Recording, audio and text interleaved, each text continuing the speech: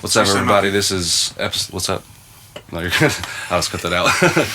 What's Kick it with a player that gon' hold down. Pockets too big, I'm like, what now? Shawty say she drunk from the first round. I'ma buy another shot, I'ma buy another shot. I ain't got a time or a bust down. You can say I'm living. This is episode 4, season 2 of the podcast. My name's Big Mike Lab Life. This is Nate, and we also have a very special guest, a band that goes by the name of Before My Eyes. Before My Eyes. And I want to start off right away with the very first question, and it is, who is Before My Eyes? If you guys would describe yourself as something, what would it be? Question. That's a good question. The thing that's always kind of popped into my head first when it came to that was I always wanted music that just like compelled you to want to move. It just had to have that kind of energy to make you want to move, and that was kind of it for me, you know, just playing whatever kept that energy up. You know, and it didn't have to be moshing or anything like that. It just had to have that, you know, at least you wanted to like move to it. Right. And then I always kind of wanted to just make sure that we covered topics that people should want to look at or need to know about, and so we were able to kind of execute that in some of our songs. So All right, that's awesome. Now, it's like, how did everything get started for you guys? Like, how did you guys become a group? So it started off, I was in my previous band, Life Within. I played bass. It was a heavy metal project. And I left that project because I wanted to be a vocalist. And honestly, it started, I sold a tuning pedal to Anson here in front of a smoke shop in Walpock. And I expressed, I was like, hey, I'm starting this new project as an original project as a vocalist. And he was all like, yeah, I've been kind of looking for something like that too. And then like we got our first lineup pretty quick. And then yeah, it's just all been history from there, really, because like Anson was the first one that I brought into the fold, and from there we had a few other members. I mean, we might as well consider Seth and Clint here original, because like they came in pretty early, but yeah, man, like it's been a ride. yeah, at that point in time, me and Clint were actually in a cover band together. Yeah. That I'd been playing with them for a little while. It was Clint's band, and you know, it was awesome that they kind of took me in, because I was still like, absolutely green on guitar. But you know, we kind of wanted to go the direction of original music, and for me it just wasn't quite kind of happening quick enough, so I was kind of looking to pop out into something like that. So when Chris asked me about it, then you know, we just kind of drummed up the people that we knew and kind of formed something at the time. And you know, knowing Clint already, with me not being any kind of lead player, really still being really new at guitar at the time too, we started having Clint come in, and he would hop in and do covers, and he'd play lead stuff on that. It just kind of helped make our sets better. And he ended up being on so many of the shows as like a special guest that we ended up bringing him into the band. Yeah. That's pretty cool. What type of bands were you covering? Oh, in the cover band? Yeah. I'll let Clint. We used to cover like primarily like stuff from the 80s, 70s, and 60s. Nice. But just classic rock kind of cover band. Yeah. We do some modern stuff every once in a while, but mostly classic rock stuff. Oh shit. Where did you guys like first start doing shows at? With the cover group. I think our first show we did was at a place called Brew House, and it's where you know where Waffle House is here in Lima. Yeah. There's that hotel behind there. They used to have a full bar and everything in there. And for a while it was the Brew House, and that was where we did our first show at. That's cool as hell. So we just kind of did bar gigs and stuff like that. That's fucking awesome. So who are your guys' like influences in the music?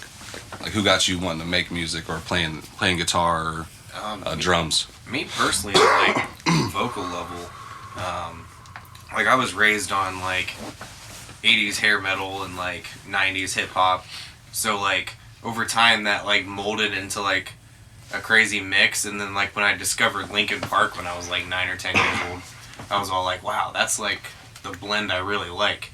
So I go into a fair amount of our songs now with like a rap rock thing, but like we do more than that. So like for me, it's like Linkin Park, From Ashes to New, people like that. Yeah. I'd say for me, I've kind of been involved with music at some degree or another since I was, 3 feet tall. I had a little actual piano, tiny little kid piano when I was a little kid. And I'd be sitting there jamming in my room on the piano. My family was really religious, so we had to go to church every Sunday.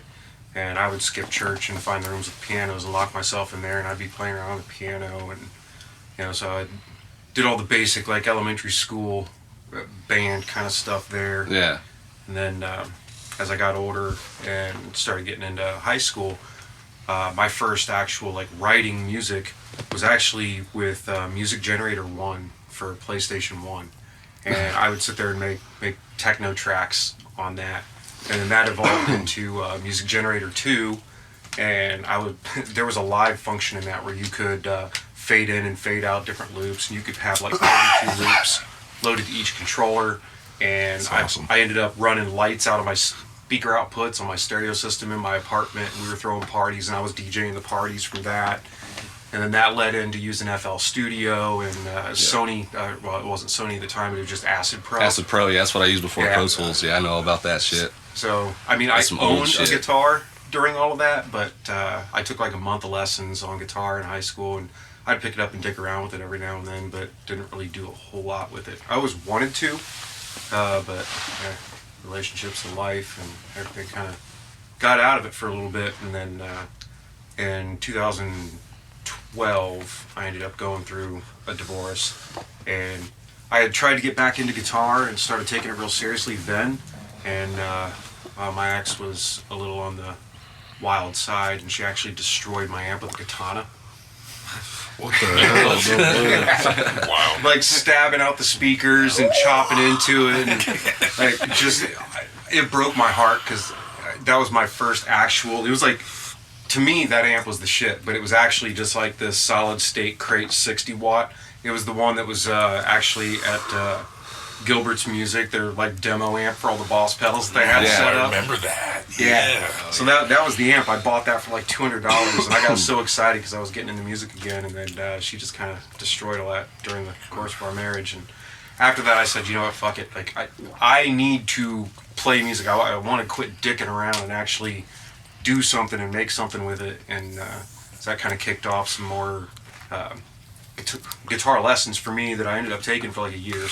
With Nick George, and then after that I was going to karaoke because I like to sing karaoke, and that's actually where I met Clint and the singer from that band, Elliot Hatton, because Elliot would run karaoke all the time, so it just kind of worked out that when they were looking for another guitarist to play around with doing some original stuff, Elliot hit me up, and here we are. Yeah. Yeah. That's fucking awesome. As far as musical inspiration, I mean, what got me into music, as a guitar player was, a lot of the usual greats that you think of, like Jimi Hendrix, or, really good example there, or Stevie Ray Vaughan, really good blues example. I like a lot of the shredders too, like Joe Satriani or Yngwie Malmsteen, all that kind of stuff, but, yeah, a lot of that stuff inspired me early, still does to this day. I picked up guitar, or really got into music, I feel a little bit late. Like, I started probably when I was about 13 or so. My brother played guitar for a long time, too. That was kind of another inspiration.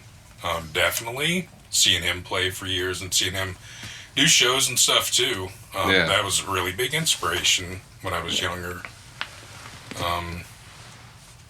But yeah, started around then. I didn't really have any lessons. My brother tried teaching me for about the first month and got annoyed with me and was like, you're going to keep learning. You're going to do it yourself. And that's what I did. And think I started playing shows, doing shows when I was like 17 or so, and that was with the cover band we were just talking about. Yeah. And that was Neighbors with Elliot, and just kind of how that happened. It's kind of funny because we were so opposite. Because you were 13 when you started playing, I was like 31. My influence for you, Seth. My dad played in bands for 30 years. I got my first guitar when I was 2. He used to set me up with pots and pans and wooden spoons. Nice. Let me That's go awesome. to town. I went to shows. I rocked out. I grew up on classic rock cover tunes. All the best stuff.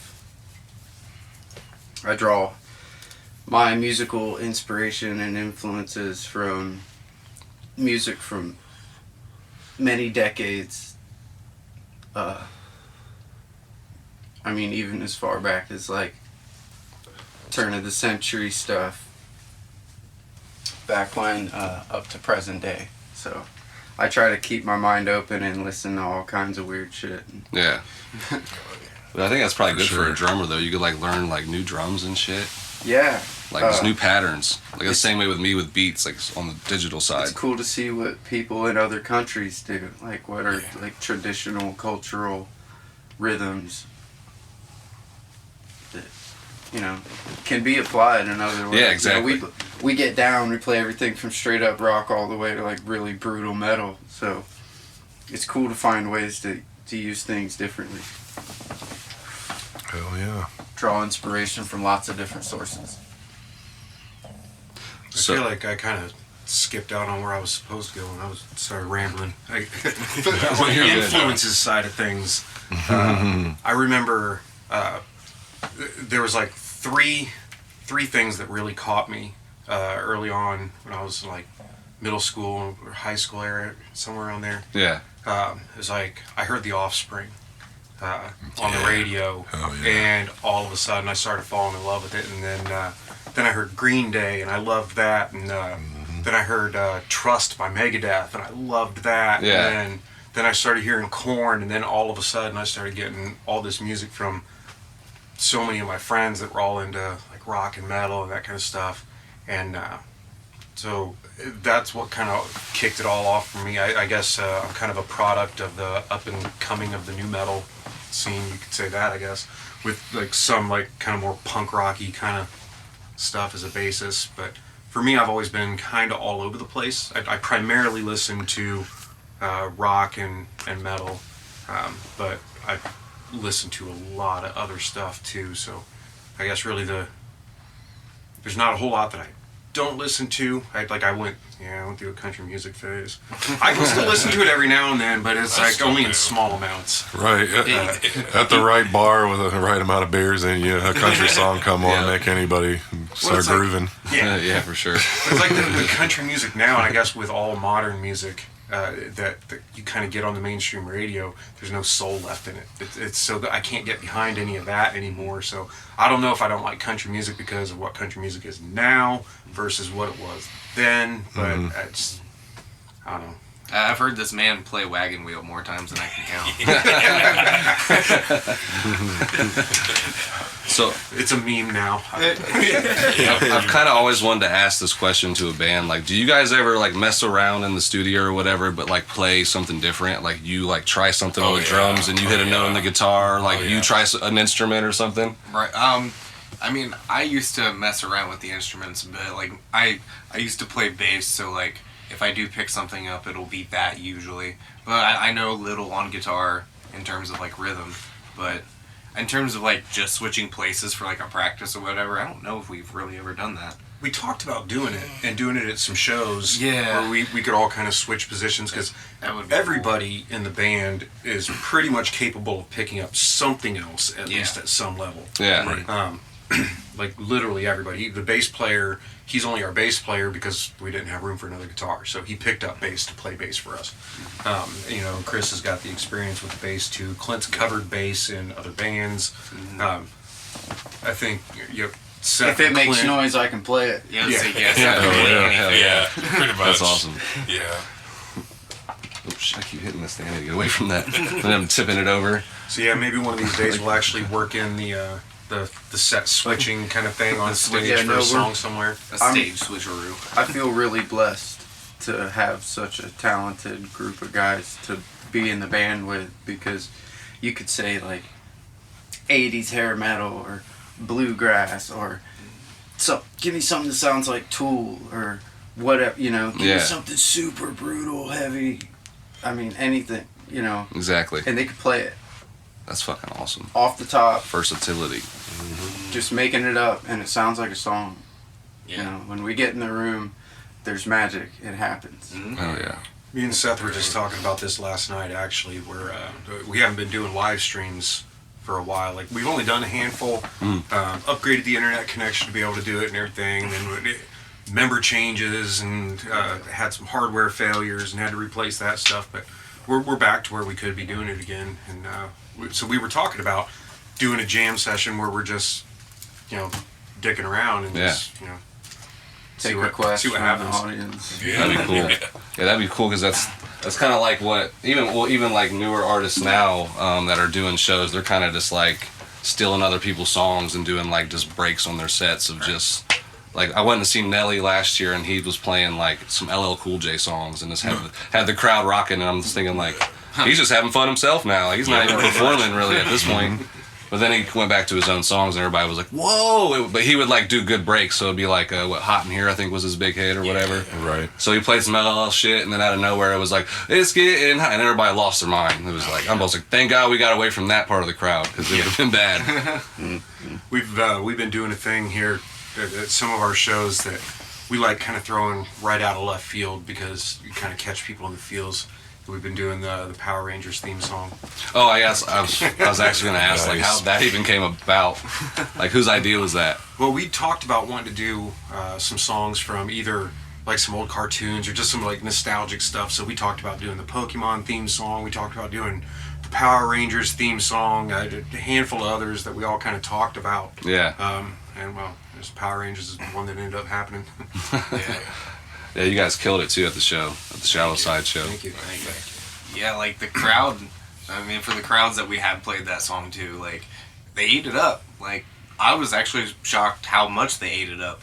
At first, I was all like, I don't know, should we do this? But it's turned out to be a cool thing. Yeah. You called it when you said it hits you right in the feels. Yeah. It does. It gets you going when a band does something different. Yeah. It was Hell, I seen Blues Traveler come out to I think it was that Team America, America Fuck Yeah.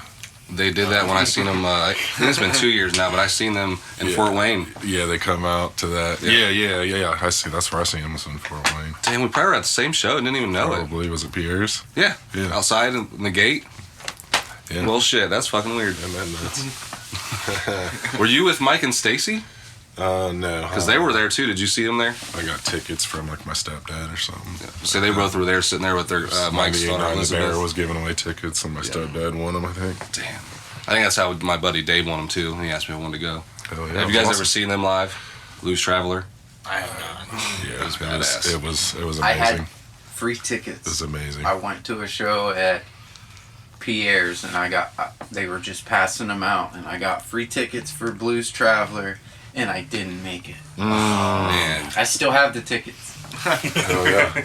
Yeah, I still got my ticket laying around somewhere. Yeah, I hope they made a killing because I'm sure Pierre did. Man, the drink prices were crazy that night. Oh yeah, they're Wild. always pretty pricey, but that's a big venue for you. Yeah. Yeah. Well, they had Sure. shoot. Do you know who they had playing across the street? Do you remember that night? They had somebody, Soulfly. Oh yeah. I think Soulfly was playing right across the street inside, and they were playing across the street inside the little gate they own with the stage in it.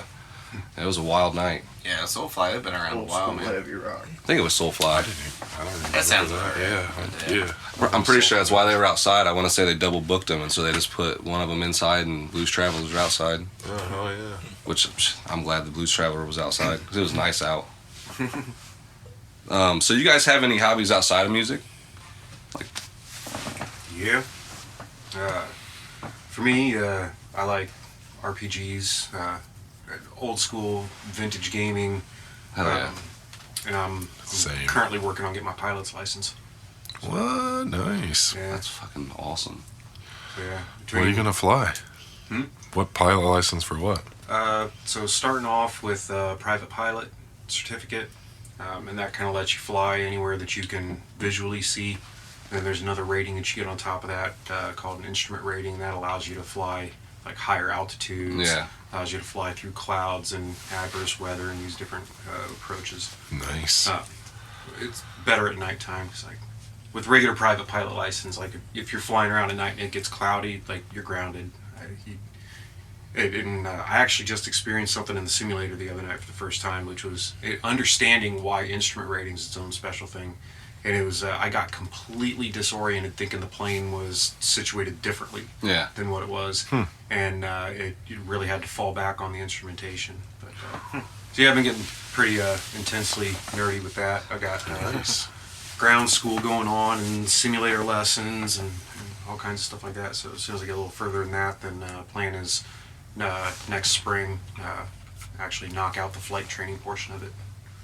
And then after that, then we'll see. That's fucking cool. Man. So, I think you answered it kind of already, but do you guys, like, actually on stage or even just in the studio dabble in anything outside of rock? Like some bizarre genre that you don't really like, put out to the public, but just you guys are kind of secretly good at maybe or something? I mean, we covered Individually Post or as a Malone, but group? we made it rock. Would that be like individually or just as a group? As a group. I mean, or even individually if you guys kind of... Oh, we kind of stay in the rock realm, I think. That's Yeah, we pretty much stay in our lane because when you write really intricate music, sometimes you're playing to the other hardcore musicians out there, and people are really paying attention, and it's just kind of like not stepping on toes because like people will be like, "Well, what are you calling yourself? What is this supposed to be? What am I hearing right now?" Yeah. It's like, so you go start mixing stuff together, it throws people off. And That's true, yeah. But sometimes that's how you make really cool music. So By our lane, he means the 12-lane highway generalized. yeah, as I mean rock. it's we cover a broad palette of music. It's everything from straight up rock to brutal, in your face, throw down metal, and popular radio hits, stuff that's whatever's commercial. I mean, we could play a lot of different stuff. Just the guys in the band are so talented, they can really do a lot. So We've actually tuned our sets a lot depending on the bands that we're playing with. So if we're playing with like heavier metal bands, then we'll tune that set to be more towards the metal side. I know and exactly if we're how playing it with is. a bunch of rock bands, then we'll tune the set more towards the rock side. Yeah. If we're playing a nice long set, then we'll actually use all of that, and we like to start off with like more of the rock stuff and get heavier and heavier as the show goes on. Yeah. Build the crowd a little bit. That's awesome. More time we have in the set, then the more we get to play with that, kind of make a journey out of it. Now, how long have you four been together in the band? We have a fifth bassist. He's not here. Scott. Is he the one who lives out of town? Or No, he lives in Walpock. okay. But not like. Well, what was your question again, Nate? How long have you guys been in the band Oh, together? the band itself's been around about 9 years, 9. and there's been like different variations in lineup and stuff. I mean, like I was originally in it, left, and I came back last year. Like I'm the only member that has never not been in the band. yeah, But Seth actually joined us as a permanent member. I think it was either our third or fourth show, like 6 months after we played our first show. So he had actually been practicing with us. The old drummer was teaching him the songs that we had up until that point. So really, I think at the point that we did our third show, at least, Seth was already working with us to take in that spot. So the original drummer that we had, he wasn't like really in our spirit of things. So even though technically he missed a few shows, I he think we've ended up always moving considered out him. of state. yeah. He chased tail to another state and got done. Yeah. I wasn't gonna say that. Does The this, stories of rock. this group, Yeah. does this group Yeah. feel like the right? Yeah, yeah. Yeah. I mean, The right I wanna, mix. I want to shout out like Sam, Tim Montague, Tame Tower, like OGs that were around before I ever joined the band. That, you know, Yeah. I wouldn't be sitting here right now if it weren't for various people, including Clint too, like all along For the way sure. that helped Yeah. It's a lot of work. keep it alive through its different incarnations. And Yeah. there's been others, but those guys were OG, like day one dudes. Right. Yeah. But I really, just wanted everyone to in shout this them room, out because they were there before me. For sure. Yeah. yeah, the four of us, at the very least, from the point we played our third show, everyone was involved with the band at that Yeah. point. And so it's some technically, these two aren't technically original members, but they were right there with us at the very beginning of it anyway, before Yeah. we established anything. So Yeah, like Seth came in like fourth show or so, because I'm pretty sure Tame played our third one with us at that card shop. And I So, think, yeah. Fourth. So, and then like, yeah, we had original bassist Tim. Sam Maxey was our original lead guitarist. But like, yeah, we had like worked with, this is kind of like, I don't know, I'd say this lineup here is definitely like the most solid we've had. Right.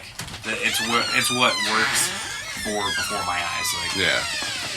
If we had Tim, we'd be all original. I mean, this is Yeah, core pretty members right here. Yeah. Oh, yeah. Like pretty much day one. I think it's all the attitude. It's how we get along together it's way more important than anything else, because we've been in this band now for over 9 years. Yeah. And it's the big thing is, as we've had people come and go, there's obviously that dedication that has to be there. Yeah. It's really realistically a life commitment. Like, I have hung out with these dudes right here more than I've hung out with most of my own blood family over the course of my life, and Same. definitely more than anyone that I've ever spent time with in my adult life, other than like maybe the kids. But Right. but yeah, it's for that to happen, the connection and that vibe has got to be just right. Like, and we're all vastly different types of people too. Sure. And for it to all work out the way it does for us musically, you got to have that dedication, but man, that charisma and that click has just got to be there. Yeah. our musical Agree. chemistry is really good. Yeah. Real good. And that's what it's all about too. Yeah. Like, be able to spitball ideas back and forth so easily. Yep. Probably makes it so much smoother in the studio. Absolutely. So I know it's like I'm more or less a rapper or artist. I mean, I don't do all rap, but my own stuff is like, as you see this mic you guys might have seen walking in here, like I just have it sitting right here mainly, and I just stand here and record. It's just me. Like everything else is digital. It's just all about the know-how of that. You guys actually have to make sure stuff's plugged in right. Yeah. Like if it's not, what's distorting? Like what kind of sound? What's making this sound distort right now? Like there's so many different things. And then I'm sure it's like, I don't know the full process, but I'm sure it has to do with like you being the singer, you mainly just come in at the end and polish the rest of everything off that they've Right, built, yeah. right, foundation wise. Basically. Yeah. Yeah. Which is kind of like me making a beat in a way, but then exporting it out. But man, Yeah, that shit's all live. Like Yeah. And I respect you guys for that. Oh, thank you. And like how we write a lot of the times is like they'll throw the music down, whether it be somebody has the initial idea and then others add to it, and then like once something is like a song is composed, and I tend to write the lyrics to it from there. That's how we usually Yeah. do it. Yeah. There's times too, like this last one that we wrote it like almost like, but the day that you heard it, and we hadn't Yeah. even finished it yet. And Yeah. he came back like almost the next practice and had like all the lyrics. It was, Yeah. Sometimes the lyrics and other stuff just comes right then and there. Exactly. Yeah, there's not really a formula or a process that we follow. Like, with some bands that like it'll be the name of the person and the group, or we're not like that. Some songs where ideas or just purely instrumentals started by me or him or him or him, or somebody's just dicking exactly. around and someone's like, oh hey, keep doing that, and Yeah. so it's the songs kind of come from different places. Super we organic. we'll all kind of give each other like suggestions, and we'll talk about things together when we've all kind of got some kind of part established, or we're fine tuning on something like that. At the end, like getting that last 10% there, we work together a lot on that. Yeah. But for the most part, everyone's just pretty well free to do whatever they want. And then, like, we've got songs that were played at the very first show that we did, and what we do now in that same song, if you've heard us over the years, you don't notice the change, but if you listen to that same song versus how it was when it was originally played, it's going to be a whole lot different, because we sat down and we looked at the lyrics like bit by bit and looked at how that lined up with the music or the feel, or Seth's always fine tuning his drum parts, and he's got different ways he's feeling about it, maybe at one show versus another show, and we're always kind of tweaking and tuning on stuff, and so I think it's been a long time polishing a lot of things, and it just kind of, there's no formula for it. It's whatever we're feeling. We strive to sound polished, Exactly. just as a goal, because we're picky. Yeah. You kind of have to be too. Yeah, we you know. want to sound good. But so we tend to produce as we're writing. Like we're really thinking about the finished product through the process. Yeah. Say that until we're recording it. So what's your favorite performance to date that you guys can think of? So many good ones. So you guys have traveled outside of Ohio and stuff, right? Yeah, yeah. That's what I thought. Yeah, our last show was in Indiana. Yeah, I thought so. And I don't know, for me personally, my favorite show was being direct support for Saving Abel at Harry's Hideaway here in Lima. That was my favorite too. That was honestly a Yeah. fantastic show. Like, So many people showed out for us. yeah, That was the first time. Incredible. Yeah, that was the first time I saw people walking through the door wearing our shirts, and I didn't know who they were. Yeah, Yeah. Stood that's in such a line. good feeling too. Yeah, I definitely felt like we all felt like legitimate rock stars at that show. Yeah. Like, it was neat. Their Really road neat. crew was giving us props when we came off stage, and they were, when they went on, they were like, how do we follow that? All right. Yeah. That's pretty cool. I autographed my first boobs at that show. Nice. What's your favorite show? You never forget that. I would have to say the same thing. Yeah. Like, that was definitely one of my favorites, especially, just, like you said, the outcome. They were lined up outside the door around the building and stuff, too. That was, experiencing that for one of the first times. That was great. Yeah, for like being a band, like just basically local to regional, however you want to determine that, like seeing that just makes you feel really ecstatic, because like, man, this happens to these bigger touring bands all the time, but seeing it happen before my eyes, it seemed surreal at that time. The other epic one was yeah. opening up to a packed house for Mushroom Head. Oh, that was That was the same great. weekend. Yeah, that was Yeah, great, that too. was really We fucking were on cool. a roll. Oh, Yeah, we opened for a couple pretty awesome bands right back to back. Where was that at? Realm in Toledo. That venue isn't around anymore, I don't believe. Yeah, But we it was got a blast. main stage on that based on this competition that we had done up at Realm. A series ran over the course of like the summer or something like that. Yeah. Thank And God we it was played- performance based. We played there to an empty house 4 times, but we were Oh, so yeah. good they let us open for Mushroom Head. Yeah. Nice. Yeah, for real. Like, They had what was the radio guy that they had there? He's like their rock guy for one of the radio stations I up there. played for friends and family. I can't remember who they had. Like 10 people. It's like a 700 capacity place. Yeah. You gotta Yeah. play those shows. Yeah, that's how it is at Fostoria. Yep. It was It's cool. fits Yeah. 900 I mean, honestly, the Fostoria show we played that you were at, Mike, like, that's definitely in my like top 3. on fan base, like, or crowd. Yeah. Oh, just, on just overall favorite. I'm show sorry. in Yeah, general, like the crowd was super cool. All the other opening acts were, I mean, we knew a few of them, too, bands we played with in the past. But yeah, just the overall experience at Venue 18, like that was a good time. Definitely like within my top 3 for That was a good one. Another one for me, memorable, was the Battle of the Bands at Wetzelland. Oh, that was cool. You know, that was a good really time. fun. iconic, classic venue, location, event place. I've never And been then the other one was, it just slipped my mind. We did like 7 shows in a row for Sumerian Records for like a Battle of the Bands thing to get onto Summer Slaughterfest.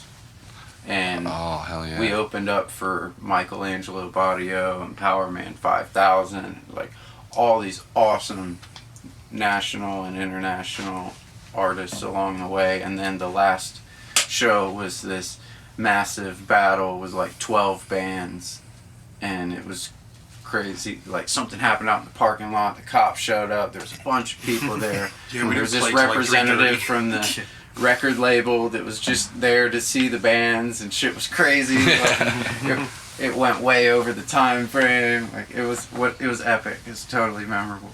Yeah, and at that one, they came up to us after the last band was done, and they told us that we'd won the competition. We were going to be on Summer Slaughter tour, and we're all like celebrating. We're like, fuck yeah, like you know, like after all that, like we got it, we won it at the very end, and then somebody went up on stage and announced a different band, and so we ended up.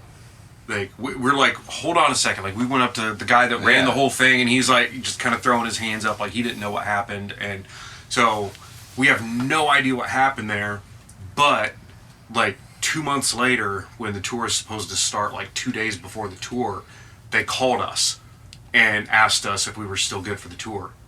Because and we're like, you guys should have given us some heads up or something. Right. And at that point, like we couldn't get the time off work. We didn't have the time to plan it, and we ended up having to pass on it. So, Sumerian Records, we remember, will come again. Dude, still out here. Oh yeah. You said Wetzelland, it reminded me. I know me and you talked about Floxic. His real name's Desmond. Yeah. Somebody knows him in the band, right? Is that I know him. correct? Okay. Yeah. Okay. Yeah. So he contacted you about that show too, as well, right?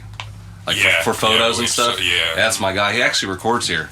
Oh, hell Yeah, the songs he's came out with has been recorded here. Oh, Yeah. yeah. Yep. He's a good guy. And I guess he rapped back in the day, and then photos has been his passion for the last few years. But he kind of dabbled back in the rap, and he's been performing too. It's pretty fun to see. Oh yeah. Yeah, I thought once he said that, I'm like, wait a second. I think Yeah. he dabbed, and I'm gonna grab a drink. Give me 1 second. All right. Yeah. But I do have a pretty good one that I want to ask. Who would you guys work with, dead or alive? Like, if you had the chance to record with them, or even perform with them, like give me like at least 1 or 2 apiece. Oh, Linkin Park for sure. Oh yeah. 100%. That'd be I don't badass. even have to think about that. If he didn't say it, I was going to. Linkin Park, absolutely. Hell yeah, that'd be man. Just thinking of that would be fucking Yeah. amazing to see, For me, especially like an outside venue or something. for me, it'd be Leonard Skinner. Good one. Leonard Skinner. Yeah, Leonard Skinner. Remember, they were Before the they plane came crash. Yeah. to, yeah, before the plane crash for sure. I think for me it'd be Black Sabbath. Oh yeah. Black Sabbath is shit. oh man, full original lineup. Oh yeah, Ozzy lineup. Yeah. I was gonna say before you said that, I was gonna ask if it was like the Ozzy or like the Dio lineup. I do like a lot of the Dio stuff Yeah. they did too. I really do. But definitely original Ozzy lineup and everything. For sure. Yeah, it's good stuff. If I had to pick a local band that's not together anymore that I would love to play with again, I'd have to shout out Haunting Havens on that one. Oh yeah. Oh, Because those guys really supported us a lot when we first started playing shows, and they were putting us on shows with them. And I mean, that's cool and all, you know, thank you guys. Yeah. Yeah, shout out Kendall Kaiser. But their music, oh my god, they were the first time I think like I ever personally like really felt a hit from a band breaking up, because I love their music. The dudes were cool as hell, and so yeah, if I could throw back a local, then I'd say definitely Haunting Havens. Yeah, I'd say for me, once it comes to a local, Vanity Assassin. My friend Adam used to sing for them, and They were always one of my favorites to watch live. Their music just hit hard, man. And yeah, I think what was it? Our first show was when they were doing like their farewell thing, or maybe I think so. Yeah. Yeah, Then or shortly thereafter. I think they played a couple of shows after that. Oh, they might have. Yeah. Yeah, they were incredible. I miss that band. That's freaking awesome, though. So, how many times have you guys performed at Harry's? Oh Lord. Oh, so many times. I couldn't even count. That's the home base. That's the home base. They all have our names on stools somewhere. Yeah, they really do. Okay, we played so many shows at Harry's that I was actually their entertainment manager for rock and music for rock and metal for a while. If I had to guess, it's probably been in the neighborhood of 30 plus shows, something like that. Wow. It's like me with the venue. I can't. I feel the same way with that. It was kind of It's a like being home. the house band for a while there. Yeah. Yeah. And then running The sound bartenders for all so know ya. many shows. Because I would run sound through my sound company, Soundshock Entertainment. So I didn't just do shows that we were on. I did other rock and metal shows too. Yeah. And then sometimes, like, people would pull me out for, like, I did some rap and hip hop shows too. Yeah. But yeah, so it had a lot of heavily embedded kind of deep history with Harry's. It's also awesome, though. Yeah, I've never actually been there. It's one of the places around here that I never went to. So all my friends would get in fights there, so I was just like, I don't want that. I'm not a fighter. You know, I graduated from Lima Senior, and I said the funny thing was that, like, I only ever saw like one fight at Lima Senior, and of all the times we've been at Harry's, I've never seen a full-out brawl there either. People kind of pushing on each other and about to start a fight, and then they were kicked out. 'Cause I just loved the draw, I guess. I've seen a few there. I've seen a few. It was way back in the day, though. That was like old Future Ruin days. Yeah. If I could throw back to a question you asked previously, Clint does art. He does awesome paintings. Oh yeah. Oh, shit. Yeah, I've been doing kind of drawings and paintings. That was kind of my first thing before music. Been doing that for pretty much most of my life. Shout out That's Friar Art badass. Forms. Yeah. I used to. Like, I loved oil pastels and then just pencil. And for a long time, as a kid, I always had like a wall of art in my room and different stuff that I've done, and I don't have the patience for it anymore. Not me. I've tried, and I can't get back into it, and I'm good. I can draw a stick person. Yeah, me too. I'm a little bit good with cars. That's about it. Art class in high school, I had my mom like draw my stuff for me. Yep. She cheated for me, just so I My could get buddy through. Weston. Yeah. I'm I good have at no cars. art ability at all. I'm good at cars just from being too poor to take them somewhere else to get them fixed. Does that count? A little bit. It's in there somewhere, I think. Like I could probably I remember back in like middle school and stuff. I'd draw like Dragon Ball Z characters and stuff, like anime like characters. Oh, yeah. And I couldn't even hope to draw even that good now. God, I used to do the ICP faces Oh, yeah. on people's book covers. Nice. all the different cards, the Malenko and Riddlebox. Everyone wanted Riddlebox. Riddlebox all the time. Yeah, aside from music, I'm a super weed nerd. That's fucking good to know right now, especially with what's about to happen. Oh, yeah. for sure. Yep.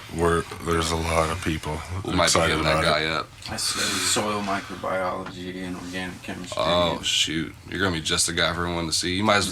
That's something you might want to dabble into getting a license for, bro. To be consulting honest. for building rooms, and Yeah. I worked on a medical production facility in Michigan for a little while.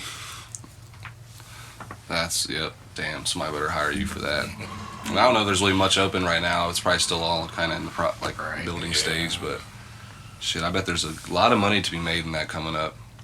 Thanks for waiting, Ohio. Tons. I was joking around with my mom at Thanksgiving because I got caught one time, and when I was a kid, and so I got sat down with my parents, and they were going to put me in drug counseling and all this, and I was like, this is not what you think, and like, I didn't really do it that much anyway. And I told her, I was like, we're going to make it legal. I said, you just wait. I said, because everything you taught us about it has been a lie. Dare was a lie. Oh, yeah. It was I didn't want to bullshit. get us down a rabbit hole, but I was just saying. For sure, man. Some of us do have other hobbies besides music. Yeah, which is awesome. So I told my mom, I was like, yep. I said, I told you we were going to pass it. I told you it was going to be legal, and now I can't smoke. I just recently started back up a year ago. I used to smoke all the time in high school. See, I And a can't. few years after that. But the reason I started back up, well, I used to drink heavy, like 30 packs on the weekends. I remember some of that. Dude, I drank for 20 plus years straight. So I had to make a change. I was almost 300 pounds. Damn. Started smoking weed about a year ago. You were always skinny like me. I lost 60 pounds just by quitting drinking and smoking. So, I mean, it's going to do a lot of good for people, I think. Oh yeah, for That's sure. it. I can notice that weight loss you had. Oh, Yeah, I was With amazed. This last It time. just falls off. I mean, Almost 2 I like if you look at, like, I mean, this is a comedian, Bert Kreischer. He's Oh, yeah. kind of doing the same thing right now. Yeah, You know, I've quit seen drinking and just smoking the weed. Yeah, and like it's just flying off of Now, him. that happened to Ron White too. Yeah, Like, Really? Yeah, he switched over and he Yep. looks completely different. for sure. Yeah. Yeah, I mean, it's going to do a lot of good. Yeah. Mhm. Damn, I didn't know that. I didn't even know he smoked. I know he smoked cigars on stage during his Oh, yeah, sets, like- but Used to be a Alco- bourbon and alcohol's- cigar guy. Just, I don't know. I think anything with There's- moderation. I don't know. Works for some people and doesn't for others. Yeah, that's true. yeah, definitely, yeah. I don't know. Unless you're doing fentanyl, then there's no moderation there. No, It's, bad news. It could be Bad one news and done bears. It's right the there. devil. Yeah. So, who's your guys' like top 3 to 5 favorite mainstream bands, like favorite artists, or even solo artists? I'll throw one out here that's random. It's out of our genre, but of the bands that I've discovered in like the last 5 years, Gunship has been one of my absolute favorites. They're like I don't know what you call them, like a retro wave kind of band. It's just vibing, cool music. Them in the Midnight. They show up together a lot on Pandora, and I love both of those. So for like an off-genre pick, those two has been one of my favorite new discoveries in the Yeah. last few years. Other than that, man, I wish I could say Avenged Sevenfold more, but we'll see what they do next. Yeah, you always kind of wait on the next one. Yeah. But as far as, man, I don't know. It's hard to pick with anything rock and metal because I hit on a playlist and it just runs through so much stuff that it's absurd. Like, hard. Apple Music and Spotify is crazy these days. Yeah. And Don't take I lose much. touch with artists that I love. Like I recently tried to start getting caught up with Korn because I don't think I heard like the last 4 or 5 of their albums. So I started listening through to some of that stuff again, and just to kind of get back in touch with them. Yeah. And, I mean, there's so much. It's hard to keep up with it. I know it's getting wild. Make sure this thing's Yeah. it's paranoid. It's getting paranoid from having this thing. It's- For me, mainstream, it's like a mood thing. Just depends how I'm feeling, what I'm feeling in a particular day. Because I like to dig into obscure, weird stuff or old shit yeah. from the past. There's a lot of good music out there. So, I mean, sure. I do, I come across new stuff all the time. It's just, I'm picky. Yeah. I like a lot of different things myself, like big rock head.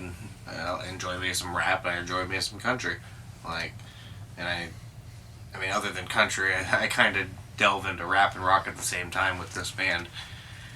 And so yeah, I like artists like Linkin Park. I like artists in country. Honestly, Aaron Lewis from Stained has some really good country stuff. Oh, Like yeah. I went and seen his show a couple of different times. That's great. In terms of rap, I like Dr. Dre. I love his stuff. A lot of the like early '90s rap definitely hit for me. In terms of country, too, I would say, Hank Jr. of course is awesome. Like, he just sings real shit. Yeah, for sure. Yeah.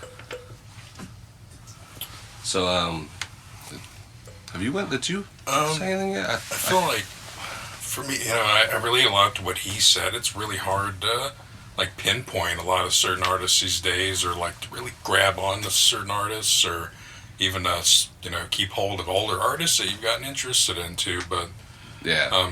I mean, for me, I'm all over the place, too, with the stuff. I mean, I'll listen to jazz stuff. I'll listen to newer pop stuff. I'm just all over the place when it comes to, more recent music, I guess you could say. Shit, yeah. This dude right here, this fucker got me liking Dua Lipa. Yeah, exactly. Yeah, that's a good example right there. You got to go on Clinton Guitar on YouTube, and you got to look up his bass cover of "Break My Heart" by Dua Lipa. Yeah, it was for a contest to see if you could do like a live performance thing in the studio with her and stuff. They had like a full like orchestra and band and stuff. Mm-hmm. I didn't win it obviously, but it was still a lot of fun. It was a lot of fun. Yeah, for being like a top 40 pop singer, like, her stuff is actually really catchy. Like, I'm a closet fan. Like, yeah, for real. I almost wanted to ask it earlier, and like, what's the wildest shit you guys have seen, like on the road, at any venue or whatever? Like, if not too wild, obviously, but wild enough that can be said to us. Yeah. Because I heard you say something about signing your first pair of titties, and I'm like, what? This got me thinking about that. Yeah, that's a wild Okay, story. That's a wild. Then we'll go back to that night. Yeah, then. there you go. So that night, I was with a woman at the time that she was actually our live sound and lights. Her name is Heather Cross, and she always covers sound lights for us. And I'm at this show with her, and this girl walks up, and she's got gigantic titties, and she's got a shot of something, and she just pours this shot right in her titties, and I'm standing there next to Heather, and I'm like, she's signaling for me to take the shot, and I don't know what to do. I look over at Heather, and Heather looks at me, and she says, if you don't take it, I'm going to.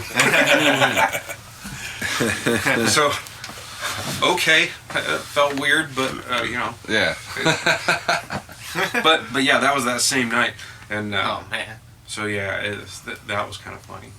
I saw a girl arguing with a dude that she was pissed off because apparently it was her pimp. And, Oh man. and apparently she was pissed off because he wasn't giving her enough money for lingerie, and I'm just sitting here like fly on the wall, like listening to this argument go on between those two. So that one was a memory. Oh, man. I'd say for me, and this is actually in my previous band, Life Within, we are staying at, this one, it's going to be a little long, but I'll get to it. But we went to a hotel because we're going to play at the Alrosa Villa down the street, like the next day. And so my drummer and I get there first. His name's Aaron Brocker. He's cool as hell. Shouting him out. We get there first. We see like buses in the parking lot of this hotel. And we're like, wonder what's going on. So we get to checking in. I was all like, what's the buses for? And they're all like, oh, later tonight in our hotel bar, we're going to have a BBW party. And I was all like, really? So the other two band members get there, Mark and Justin, and we just call them Jut. And we tell them about this BBW party, and they're like, we should go to that. And it's just a bunch of BBWs, if you don't know, means big beautiful woman. Yep. And just a lot of big women, and just a bunch of skinny dudes dancing on them.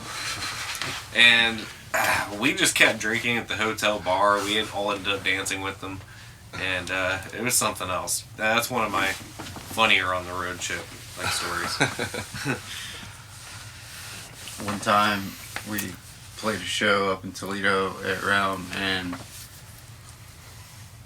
adjoined in the same plaza of this massive place was a strip club. And one time after a show, we went to the strip club, and there was some gal there that was with the general crew or whatever from the show, and she disappeared for like an hour and a half or something and came back, and next thing I knew, I heard she ended up getting a job there, and I was like, well, that's kind of wild. Oh, yeah, I remember. I remember her. Yeah, she kind of disappeared. You know, she never actually served or worked a single day there. Wow. But yeah, we were thinking like she got He abducted did or say not something. too Like, crazy. but yeah, it turned into this weird thing. They were like, yeah, she's here, but she came there with us, and she's at this club, and all of a sudden she's completely disappeared, and you're not letting any of us see her. We were like, look, we need to know where the fuck she's at and if she's okay. Because this isn't the environment to be playing that kind of bullshit with us. Like, we gotta look out for her. Hour and a half away from home. Yeah. And it turned out it was a long interview process, so I can only speculate as to what that interview process was like. Yeah. But eventually they cracked the door and let us see her, that she was sitting there talking to whoever was interviewing her, and she was fine. But yeah, so that was actually a weird experience, because we didn't know if she was getting, assaulted or taken advantage of or whatever might have been going on there, Because when you're out of town, you're in a bigger city like Toledo, you're at a fucking strip club, and one of the girls that came there with you disappears, like, yeah, that shit's pretty suspicious, like, right away. Yeah, for sure. It's funny, I remember the memory, I just cannot remember who it was. I could say, but I probably won't. Yeah. What was that band from Buffalo, New York? Oh shit! Well, there was two. The one with the chick singer. Surrender Reality. They actually just dropped a new music video not that long ago too. They were performing. I had just went up and got a cup of beer, which at this place was outrageous. It was like $8 for a fucking solo cup of beer. For sure, yeah. It's like that everywhere, $8. And that's wild. Yeah. I get over, and she comes out from the performance area and is doing her thing, singing, and I wasn't thinking much of it. And boom! She slammed into me, and that brand new beer exploded every fucking where. And I like half went down almost. Oh shit! I had that happen. It was so hardcore. I was like, wow, what a performance! Slayer's their final tour. I went to Last Call. I was carrying 2 beers, and some drunk asshole bumped into both of them, spilled both of them. Oh fuck! I was so mad. I was so mad too. Fucking especially buying them. Last Call, man. Yeah. See, it wasn't on the road for one of our shows, but the other wildest thing I saw was at Ozfest one year. It was Disturbed and System of a Down headlining, and the place was getting wild. It would have been like a couple days of just awesome, gnarly bands the whole time, and up on the hill, like out in the general admission area, was this huge like pit in the middle of all the people with their blankets and hanging out and laying down, and it was just this massive mass of people that were up on their feet and moving around, and in the center of it all, head and shoulders above everybody, was these 2 massive, huge dudes, and they got into a knockdown drag out in the middle of the set while the music was totally raging and everyone was raging, and Jesus, they had a wall of yellow shirt security guards, like 20 of them, trying to prevent this pit from rolling down the hill and crushing everybody. And when the 2 dudes finally knocked each other down and they went down, everyone around them went down, and I watched that line of yellow shirts just split, and everybody did. They went like 20 foot rolling down the hill. It was absolute chaos. And the band, we were so far out, nobody knew what was going on. The music was just raging Yeah. the whole time. Like, this is epic. Yeah, there was a wild one. There was an Ozfest that I was at, and while Rob Zombie was playing, people started ripping up the sod from the venue and started throwing it. Oh, And sure. so like, but it wasn't just the sod. It was like fucking cups and shoes and all kinds of random shit. But it was enough sod that security or the venue staff made Rob Zombie stop his set and told him he had to address the crowd that was there. And so Rob Zombie comes back up to the stage and he's like, the organizers of this event, they said I need to deliver a message to you guys if you would stop damaging the venue and throwing the sod. But you guys know what kind of show this is, so throw your fucking sod! And holy shit, the sky went dark. Like, you had to look out, because like, this sod was breaking off in these chunks like this fucking big, you know, like almost 2 foot squares. And people are just sitting there hurling that shit, man. That weighs like fucking 8 pounds a piece. So shit's just flying everywhere. And like, you're just trying to like watch your head and like not get knocked the fuck out and rolling down the hill. That was pretty fucking crazy. I bet. Do any of you guys have like stage fright or anything like that? God, I used For a I show. get horribly nervous before every show. I definitely, For sure. I definitely Yeah. still get nervous. It's one of those things that, you know, after the first couple songs or so, it kind of goes away. But For sure. yeah, still after all these years, yeah, definitely. yeah. I always It's find like- that interesting when a band's been together for so long, but I'm super Even though critical before of my shows. performance, Yeah. and it's- like when we go out, we're representing. You know, for sure. Like we're there to put on and throw down and show people what we do. Right. Like these are our songs that we wrote, and we want to share it with people. Exactly. You know, we want to give them the best representation of that every time we get on stage. Yeah. So for me, I take it super serious. Oh yeah. So the nerves are pretty heavy. Yeah. Exactly. Yeah. Now, if it's a big place and there's a huge crowd, or if it's someplace we've never been to before, or there's like high stakes on the show, it gets to me a little bit. But like, that's something for me that kind of weirdly washed away. Yeah, it for all the goes most away. part. Once we start playing, the adrenaline takes over. And we're firing on all cylinders, Yeah. and everybody's looking at each other, and we're grooving. Yeah. It's like, yep. And then you could tell from the crowd response when you got them, just like right there. Oh yeah. Yeah. So when I was a kid, like I said, my family was really religious. So we were in church all the time. So I was in church plays. You know, I had to do like all the Christmas plays and all that shit. And I had like petrifying stage fright when I was a little kid. And I found that there was this bathroom in the church that I could fit in the cabinet under the sink.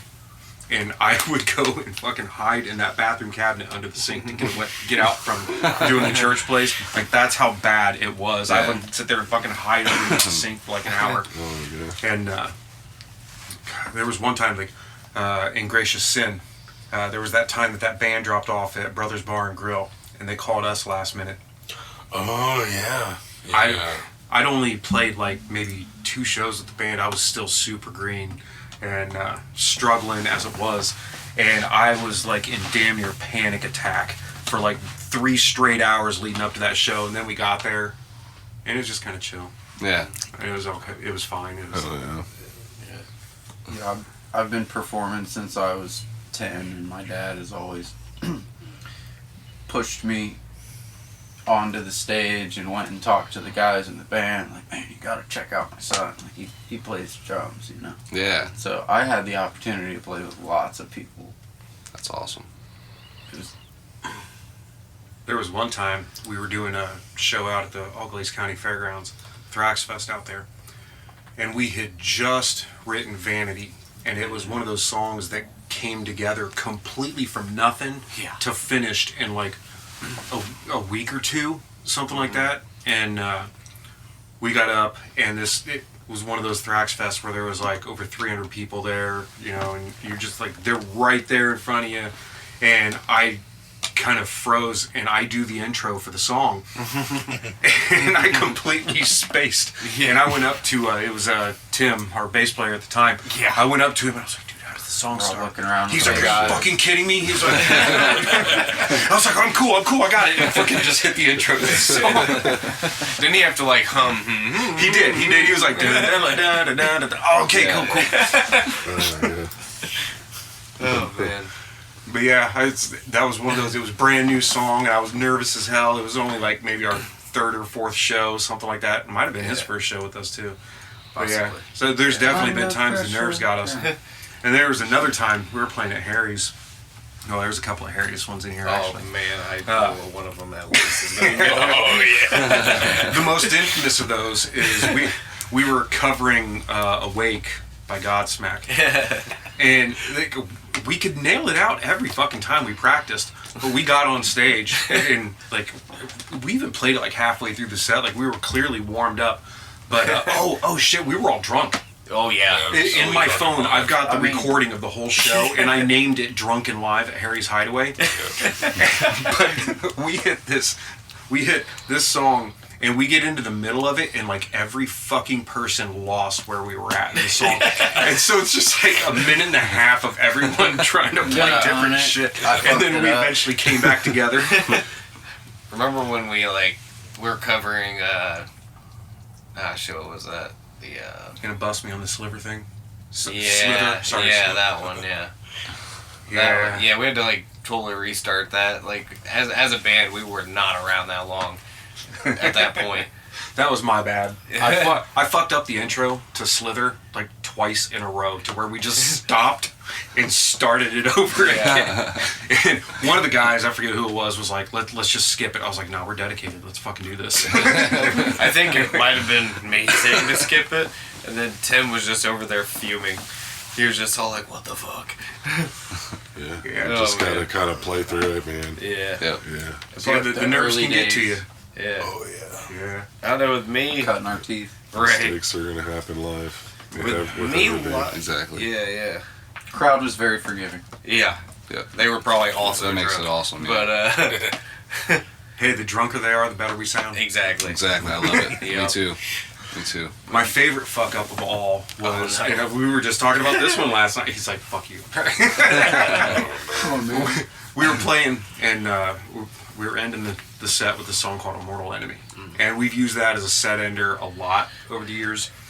And Seth completely fucking missed the drum outro to the song, but it actually ended up being fucking epic because it ended up being like this long, drawn out, fucking full on concert cinematic, like you can just picture fucking fireworks going off in the background as we were going through it, and it ended up being like my favorite ending to a set ever. It fucked up in the best possible way. Yeah. I never really get nervous going on stage. To me, I feel like I'm in my element. There's been some times where I spaced on some lyrics though. That's for sure. So that would be my closest thing to stage fright is forgetting words. Didn't you repeat the first verse of a song 3 shows in a row? I might have. I thought there was one you told us about it and we never even knew it. That's I best played part, it too. off well, but it's whatever. Getting to meet bigger artists a small handful of times. Oh yeah. Yeah, that's the cool They're part, too. usually busy, and they're trying to get the fuck out of there. Yep. Yeah, it's like snap a photo and It's Get out. on your way. it's a little bit of nerves. You really just want to say, hey, what's up? I loved your set. Big fan. Yep. Good night. Exactly. But you never know how they're gonna be. Yeah, they could be dicks or just be humble and appreciative. I didn't wanna you bother just you. never know. Yeah. One of the coolest ones was when we opened up for Powerman 5000. Spider, he was cool as shit. I ended up just hanging out with him backstage for half the show, just shooting the shit with him. He was cool as hell. Show. You pick his brain. Oh yeah. Yeah. Oh yeah. I was trying to get every last bit of business insider and development For sure. and everything. Fuck yeah. Yeah, for man. sure. Yeah. Get a hold of somebody in the business, you gotta pick Yeah. that brain. Yep. Honestly, for me, in terms of meeting national bands we've opened for, I gotta say it's a tie between Saving Abel and Shallow Side for me because they were all so cool. like between each band. Yeah, Shallow Side was so humble. Oh, I know. I love them. I really hope to play with them again. They did a freestyle song and threw us into it outside. Oh yeah. Dude, I was just about to say something. Okay, so then you might have. Do you remember seeing me there? I recognize you, so I mean. Yeah, that's where you're probably from. Because I went outside and I thought those guys were just there as fans. Mm-hmm. And I'm outside. I'm like, I'm about to smoke real quick because I was helping run the show with Brian. So I'm like, I need to get back in there. So I come out and they're just fucking singing a song about Brian. And I'm like, who are these dudes singing a song about Brian? Because I got there late, so I did not meet the main act yet, or I didn't meet Shallow Side at all yet. And I'm just like, who are these dudes? So I'm like, what the fuck? Anyway, so go about my business. And the one dude with the long hair was just, smoking with me. I'm passing shit around and Sam, shit. yeah. And then I was talking to the lead singer. Didn't even know that was him. I'm just like, oh yeah, that's cool, whatever. Because I just knew like you guys were going there. Yeah. I know you obviously, so I was like, shit, I'm running the show kind of, so it's gonna be a blast. And they ended up getting on stage and sounded totally different on stage. Because I'm like thinking, oh, these guys are into like acoustic and shit, but no, they were like kind of heavy metal.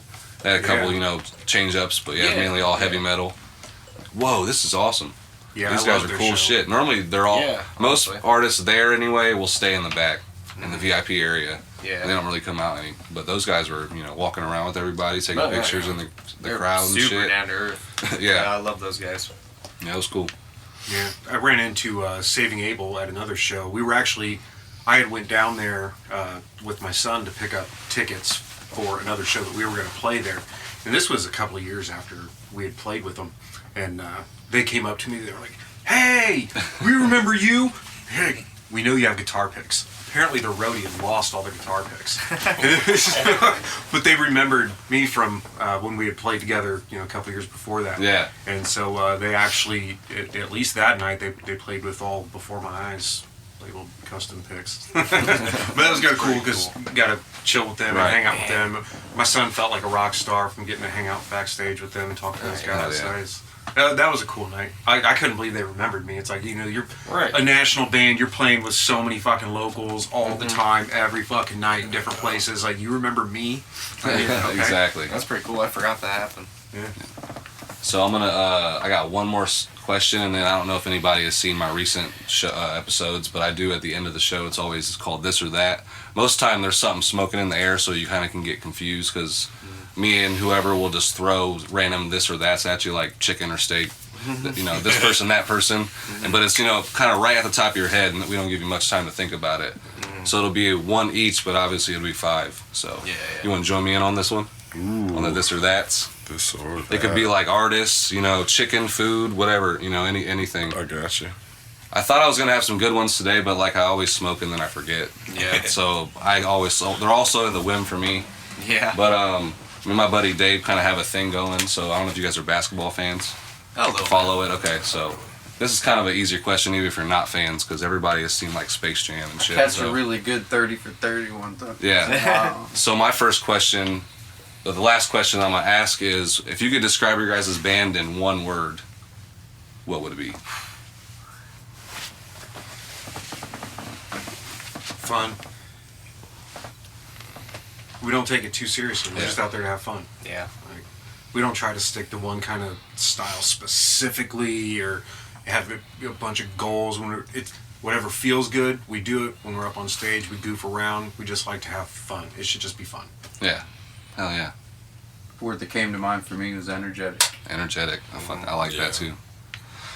For me, I'd say magical, simply because like when we just get together and jam, like you can just feel that. That was the first one. Yeah. Yeah. Hell yeah. Definitely.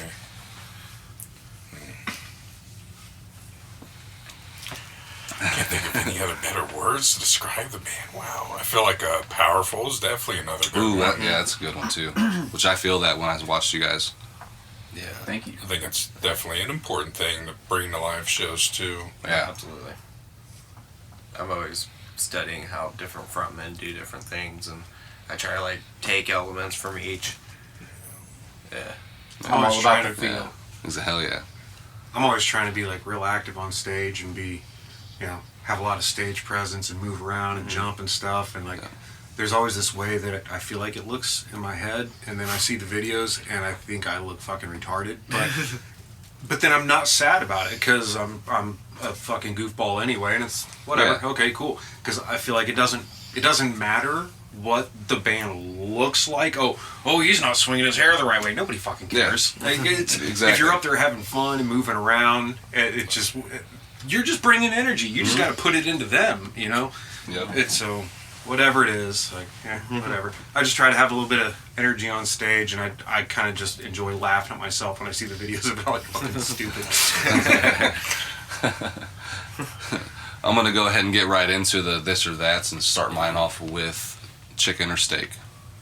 Steak all day. Steak. Steak. Yeah. Shit. I thought of another one. Basketball or football? Football. Football. Hell yeah. And my favorite one I got to throw in there real quick. LeBron James or Michael Jordan?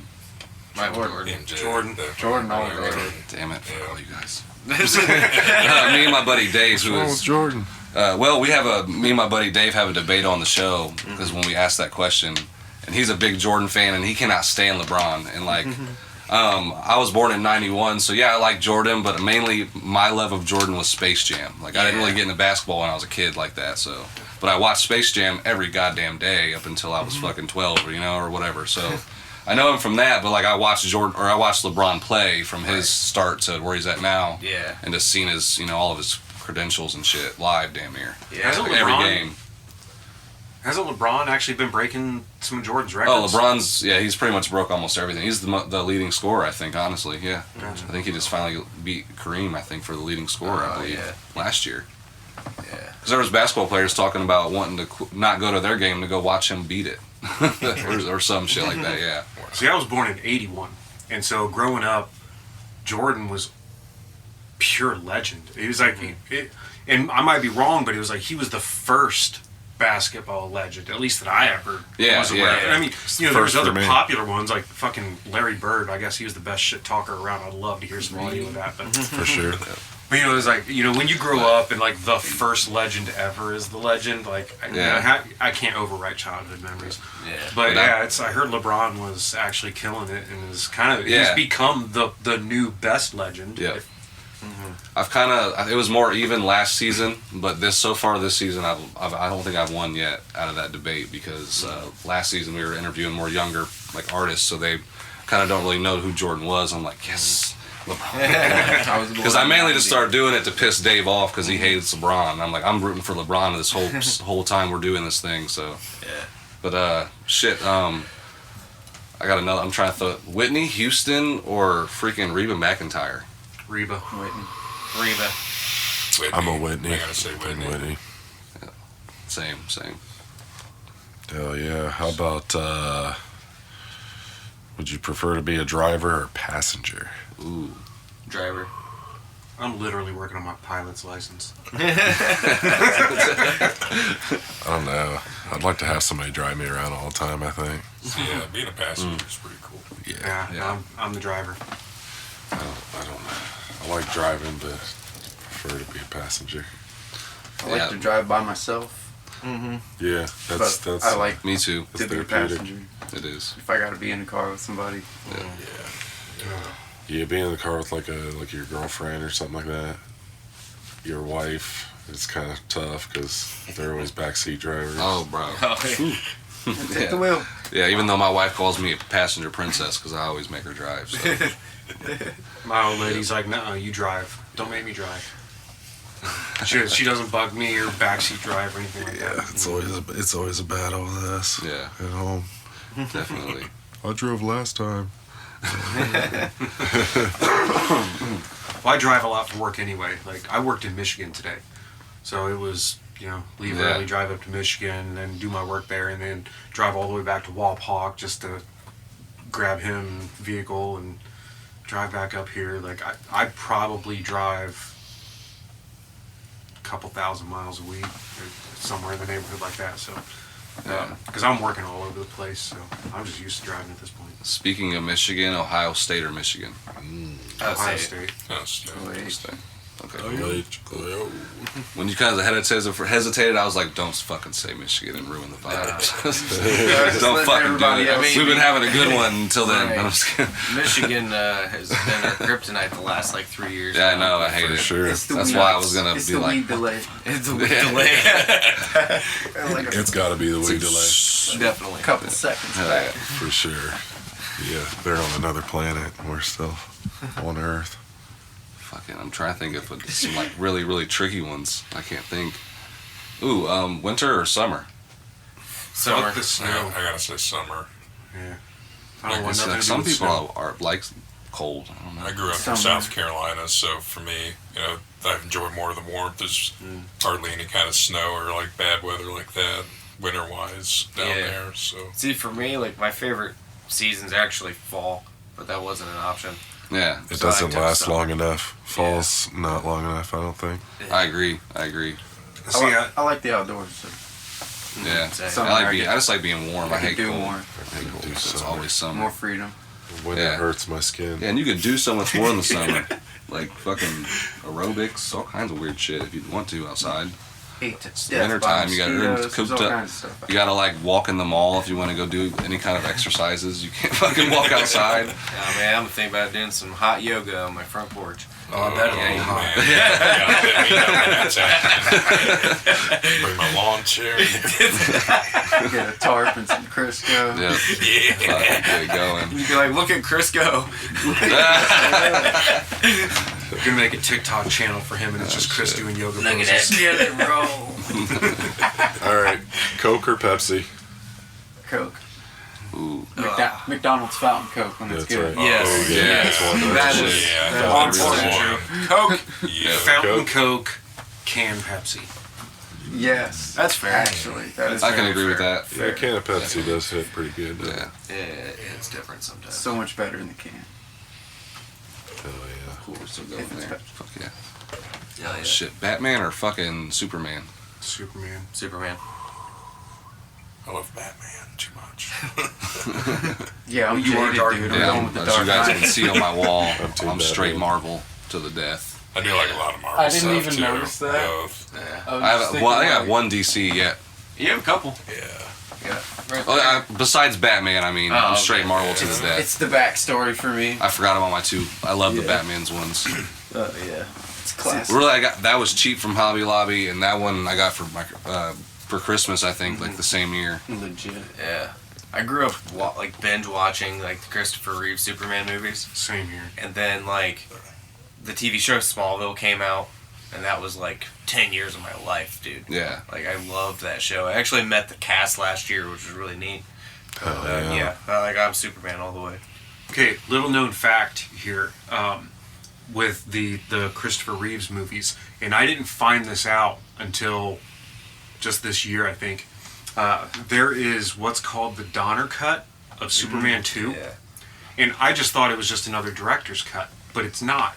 So the Superman 1 and 2 were actually filmed in tandem together at the same time.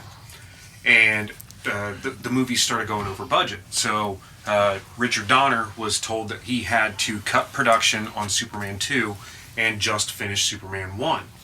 So what they ended up doing was they took the scenery and the story elements that they already had filmed for both, and Superman 1 is actually like a random mix-up of the scenes from both movies.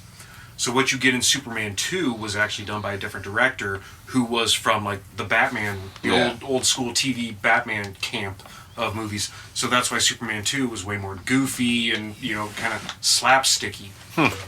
The Donner cut, Donner actually got all of the film from all of those shootings and retold the story of Superman 2 as it was originally supposed to be. And I had the Donner cut of Superman 2 in my collection for years and had never watched that one just Yeah. because I was just thinking it was going to be like 5 extra minutes of video somewhere. But it's not. It's a completely different movie the way it was originally supposed to be. So if you can ever catch the Donner cut of Superman 2, you'll actually see a lot more. And it's That's crazy. I want to talk about it, but I don't want to give out any spoilers. That's just a cool, fucking cool thing that I found out this year. And so if anyone is a Superman fan, Go Oh, and yeah. check out the Donner cut of Superman 2 because that's what it was originally supposed to be, and it's a completely different storyline. That's insane. Yeah, I had no idea about that. Yeah, you'd sent it to me, and I looked it up, and I was like, wow, Yeah. that's insane. Heck yeah. It was like getting a bonus Superman movie from my childhood Yeah. all these years later. Yeah. That's crazy. So is it? It's just like a new origin, or is it just like It's not a something? new origin. It was the direct continuation off of the original movie of Superman 1, but Superman 1 isn't what Superman 1 was supposed to be. Oh yeah. So- yeah.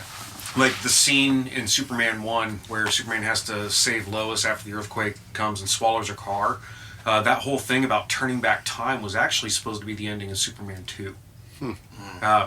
If I'm stating that one correctly, that wasn't supposed to be in Superman 1 at all. At the very least, I remember that. It was not supposed to be in Superman 1 at all.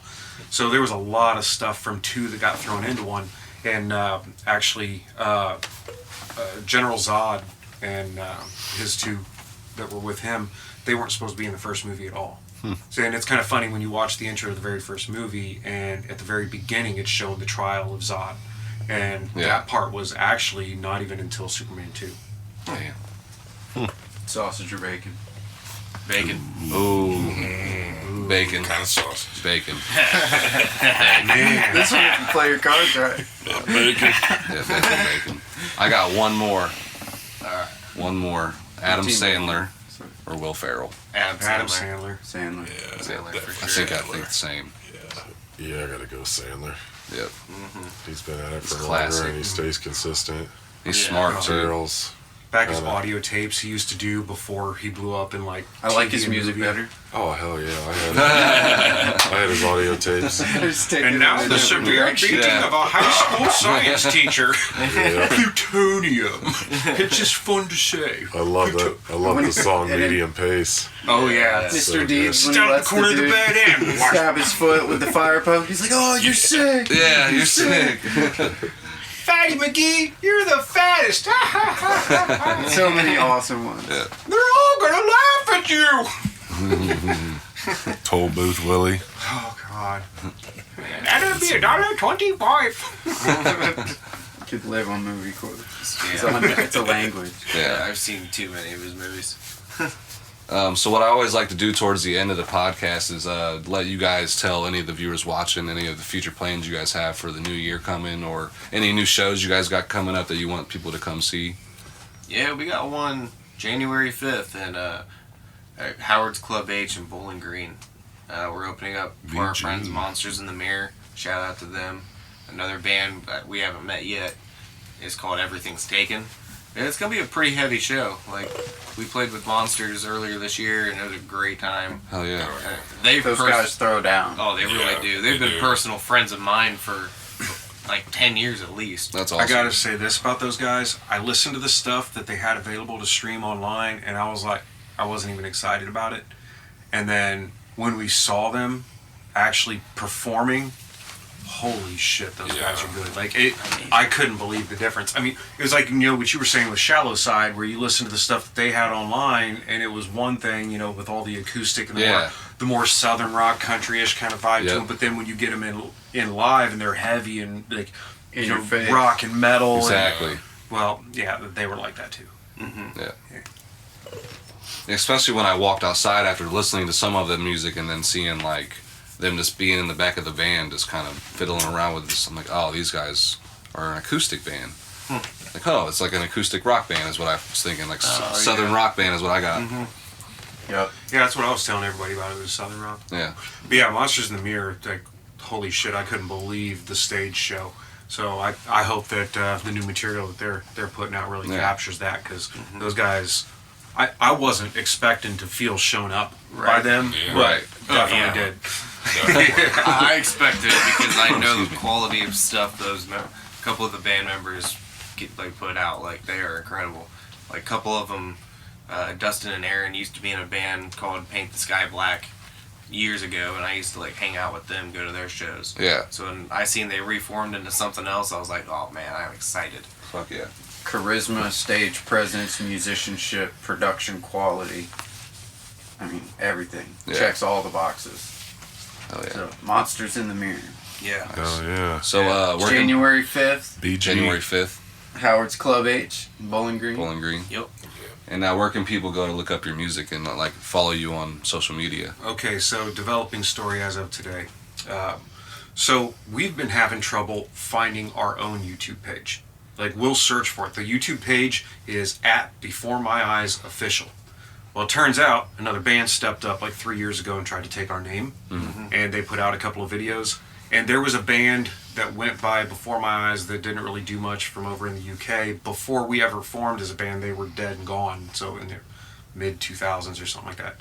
And so I was wondering, like, I see other pages posting on YouTube, and it'll just be a post, like a Facebook post or an update or something like Yeah. that. And I was like, maybe, you know, it's because we haven't posted anything on YouTube in a while that we just need to post something to kind of get our stuff back up there. Maybe YouTube's dropping us from lack of activity, and that's fair. Well, I went to try to make one of those posts, and I actually had to claim ownership of the page again. So Wow. it let me log into it, but I had to upload my ID and everything. Like, it was still like, it's not that I couldn't log into the page, but it didn't consider the Before My Eyes a verified page. So as of today, Before My Eyes Official is a verified page on YouTube. So You can find it in the channel search on YouTube also. Okay. yeah. Before So My Eyes And then- Official. the big thing is, if you want to go directly to our YouTube page, go to youtube.com or at Before My Eyes Official. The other ones, the other pages that have tried to have that name, they're like, 1, 2, 3, 6, whatever. But we are the Before My Eyes Official, so that's the actual link is Okay. at Before My Eyes Official. Yep. Facebook, the same, right? It's just that's your only Facebook page you guys have is the Before My Eyes yeah. page. So we're on Facebook, Instagram, TikTok. I kind of run a lot of the social media side of things. Twitter too. Did I not give you that I again? don't think so. X. It's X formerly now. known- Yeah, X. Yeah. Formerly X. known Oh, as Twitter. yeah. So we still have technically Reverb we're on Yeah. we're on X as well, but we just got to reactivate because we hadn't been using it in a Yeah. while. So we've been working. Really, Chris has been taking lead on redeveloping the social media presence, and I've been managing those accounts over the years, but we haven't been super active Right. on them. He's a busy guy. Yeah, I got a lot going on. So Chris has taken lead on managing the social media stuff. So I've been getting those accounts turned over to him, and actually here in the last couple of months, he's really been drumming up a lot of traffic for us and kind of getting those accounts established. Oh, and so yeah, Huge it's- thank you and gratitude to you also No, for anytime. having us on. Yeah, this is awesome. I've been waiting to have like a different style of genre on here. Yeah, I've been excited to do this since you brought it up. Yeah. This is part of our social media presence. too. Exactly. Yeah. I mean, we're gonna share the hell out of this. So Yep. You'll definitely find it next week Yeah. on the YouTube channel. yeah. It'll be the video, audio, everything. Oh, cool. I'm trying to get onto Spotify and all that stuff, but you have to like the music platform I use is DistroKid to Oh, okay. distribute my music. Yeah, distribute my music, but they're in the works of getting podcasts added to their Oh, cool. like accounts. So Nice. yeah, but knowing how it operates now, you'll probably have to pay a whole new subscription payment Most for it or likely, something yeah. stupid. But So it's worth it. I'm assuming. I guess what you can expect from us moving forward and what we're working on right now is so the next year in August is actually our 10-year anniversary. So we've been doing it for a long time. Yeah. We've wanted to release material, and we've had a handful of releases out on YouTube. We've had some that got posted up on Reverb Nation. And a lot of that stuff is older and with previous members. So what we're working on right now is a refresh of all the social media as well as the actual songs and stuff that we got on there. Yeah. Physical So- recordings. We've been doing some work for wrapping up the audio recordings for a music video that we've been working on for Land Before Time. We shot the video for that. We did some of it last fall. We did the rest of the shooting for that this summer. So the video portion of it is shot. These two are working on the production for the video side of things, getting it all put together. Yeah. And we're down to, on the audio side, we're just working through the bass tracks at this point. Yeah. So we're going through it and kind of figuring out, it's those details you find with the new bass player when you're going through the recording process and you're working through that stuff and really trying to sculpt the tone into something that we're going to want it to be, because the rest of us are really established on what we sound like, so we're working on how we want that bass to sound like. We've got about half of that bass track recorded at this point. We've kind of hit a couple of spots where we stopped and wanted to do some producing on it and kind of rearrange before we put it out there. So that's going to be the first part of it, and then after that, we want to have a full EP ready, coming into maybe summer and fall. So we've really been focused a lot more on the recording side of things and trying to set aside a lot more time for that, because in the past for us, everyone wants to jam. Like we have so much fun jamming and playing that even during COVID, like we didn't stop. We were still there in COVID, and thinking about it, it's like, man, we really should have just been recording song after song after song after song, because we've got easily a couple albums worth of material ready to go, and we've got other songs that we've been working on. So there's a ton of material there.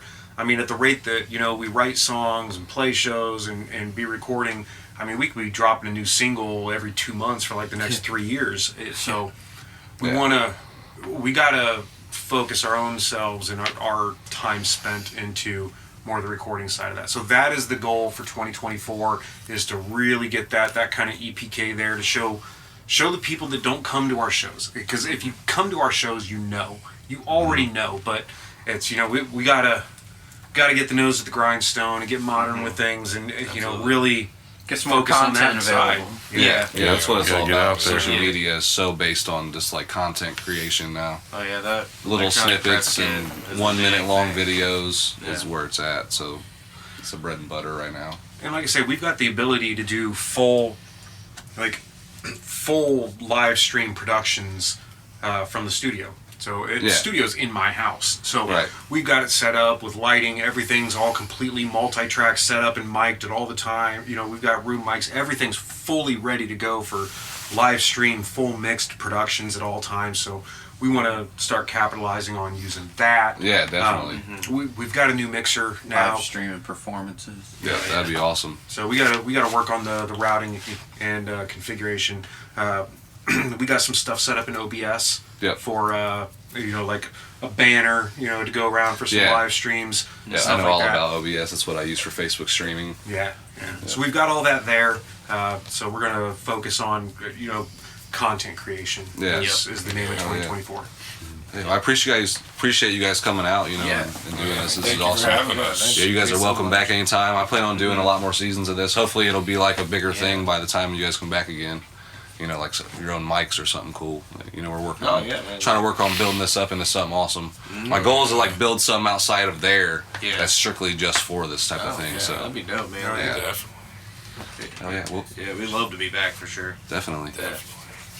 Make sure you guys subscribe to all their content.